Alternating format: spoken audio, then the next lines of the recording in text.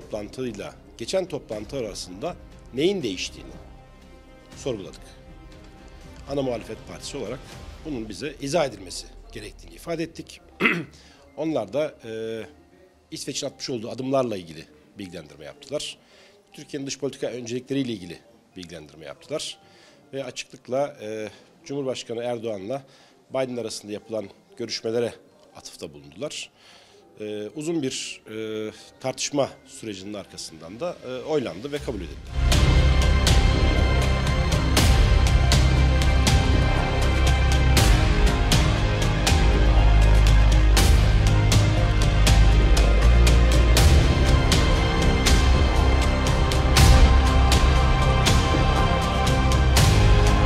İsveç makamlarının bugüne kadar attıkları adımlar ve taahhütleri memnuniyet verici.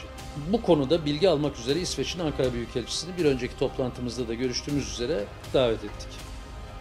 Büyükelçi, ülkesinin üçlü mutabakat çerçevesindeki taahhütlerinin yerine getirilmesi konusunda kararlı ve ciddi olduklarını, bunun ülkemizle yakın işbirliği içerisinde NATO'ya üyelikleri sonrasında da devam edeceğini ifade etmiştir. Özellikle terörün finansmanı ve terör örgütlerine destek sağlanmasının engellenmesi konusu başta gelmek üzere ciddi çalışmalar yürüttüklerini ifade etmiştir.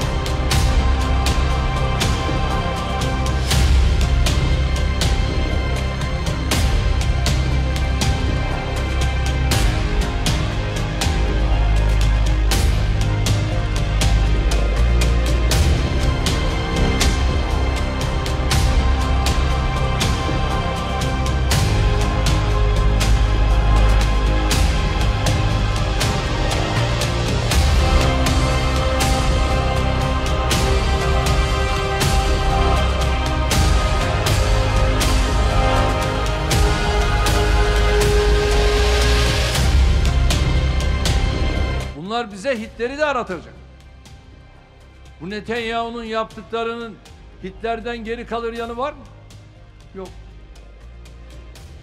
Şu an itibariyle Hitler bunun kadar zengin değildi. Bu Hitler'e göre daha zengin. Batı'dan alıyor destekleri. Amerika'dan her türlü destek geliyor. Ve bütün bu desteklerle 20 bini aşkın Gazze'liyi bunlar ne yaptılar?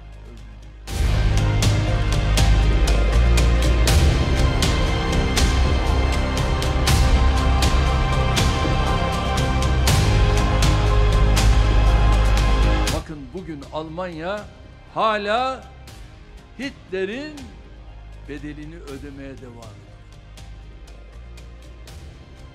Onun için Almanya'nın sesi çıkmıyor.